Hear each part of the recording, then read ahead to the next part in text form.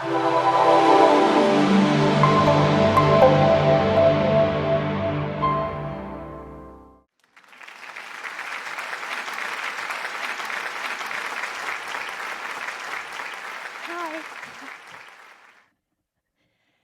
This is my travel bag. Do you want to know what's inside?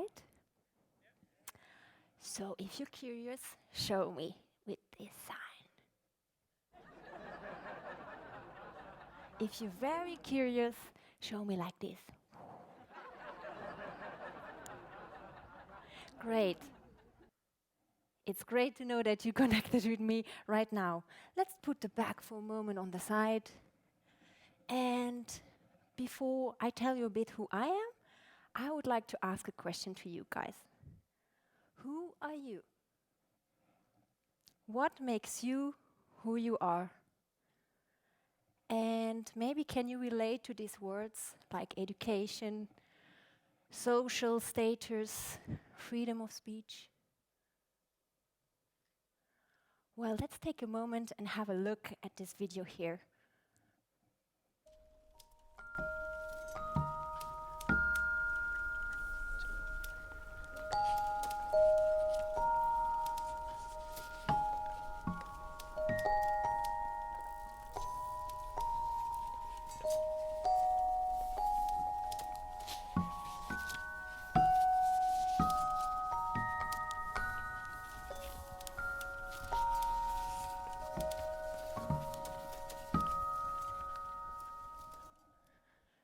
So, the girl you saw here was born in 1987 in Luxembourg.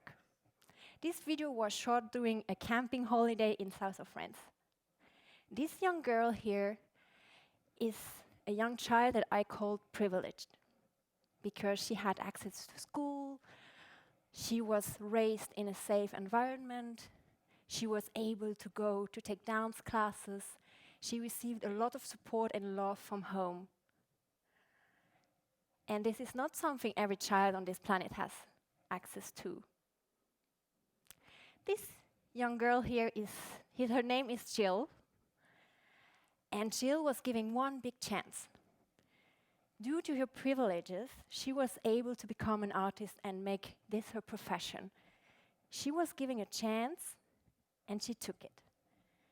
Dear audience, my name is Jill Crovisier. I'm an artist, a dancer, choreographer, videographer, producer, and so on. And today I'm here to tell you a bit what I do, but most of all for me it's important to share with you one thing, is that being an artist means also being a very normal person like you. And that all the things I've done since I'm very young, to be able to travel around the world and learn so much from the others, was giving me the conviction to do a job where I can really share my experiences and connect with others. So I would start to share with you a little story that I found quite interesting and that I can relate to also in daily life. It was a long time ago. I was supposed to hold a dance workshop for professional dancers somewhere far in this world. And there were supposed to be 8 participants, professional dancers. So I came well prepared for my workshop. And all of a sudden, like 80 people came in, aging from 4 to 90. Like they have never seen contemporary dance in their whole life. And they were coming in. And both of us were just like, the big eyes like this. And what happened in that moment was that I did not have a choice. I had to react quickly and I had to be very spontaneous and to connect as quickly as possible to the situation that was there. And the experience was wonderful because through the language of dance, because those people didn't speak English and I couldn't neither understand their beautiful language, dance made us connect. We were able to enter a dialogue all together. And I believe that connection is one of the most important things in general in life, but also as an artist, and to remain very spontaneous within this. And another thing as well, I believe, is observation, and giving yourself the time to observe. When you go to a dance performance or while you're here now, you decided to be here and you decided to give your time to enter something new maybe or not. And this observation is very precious, yes. As an artist is one of the main things I need to have to be able to observe so that I can learn and see, retranscribe it in my body in time and space, and especially also to put this experience later on a stage. Giving yourself time to observe is something very special. And also sometimes to just live with silence and to let your body breathe and give your own personal rhythm the place to be. And this is also somehow, I was very young, I was 16, I went to China, and I went all alone with a bag like that, empty at that time, and I arrived at a place full of fear and like not knowing where I was and what was going to happen, so far away, and being confronted to my own fears and being also confronted to like be alone somewhere far away, I had to connect to the moment. And what was so precious about this travel and what taught me so much also about observing and learning from others and as well like being inspired is that I met dancers that weren't that privileged as this young girl dancing here.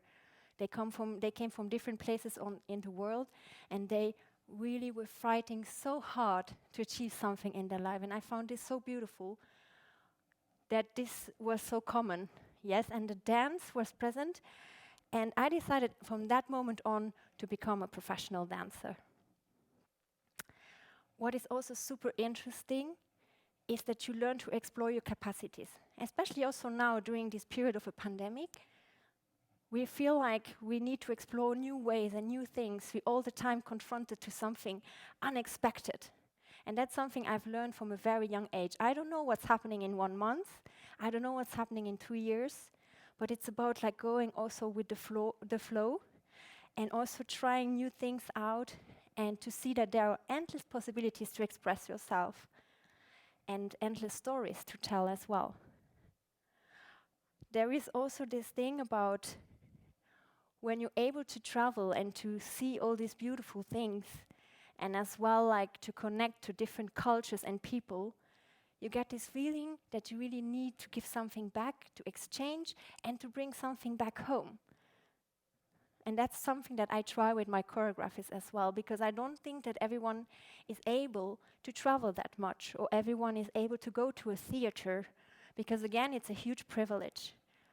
And I hope that in the future, many more people will have access to theater and art and culture, because it's so important, especially when it comes to self-expression, and everyone has and should have access to that. And another thing that I've learned also and that I try to put in my work is the fact to trust others and trust in yourself. And that's very important. And then there is this thing also about the body. To trust your own body and to be confident about who you are and how you look, to have a strong and healthy mind.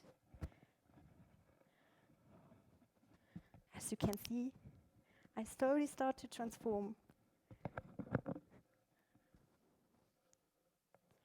In 2016, I created a work called Cement Solo.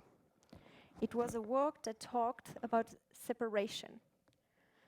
Separation on a political level, but as well separation on a personal level.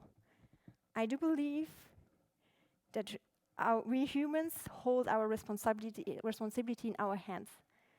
And that's why I wanted to create something symbolically where those hands show symbolically how we can build separation, for example, with walls.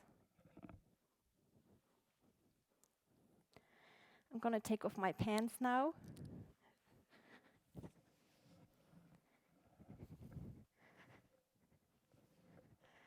Nothing better than a woman getting undressed, I guess. So finally I'm open up this bag. I'm gonna get a bit fresh as well because, oh, wonderful. Yes. So while I'm getting undressed and slowly revealing what is inside of my bag, I want to share one message.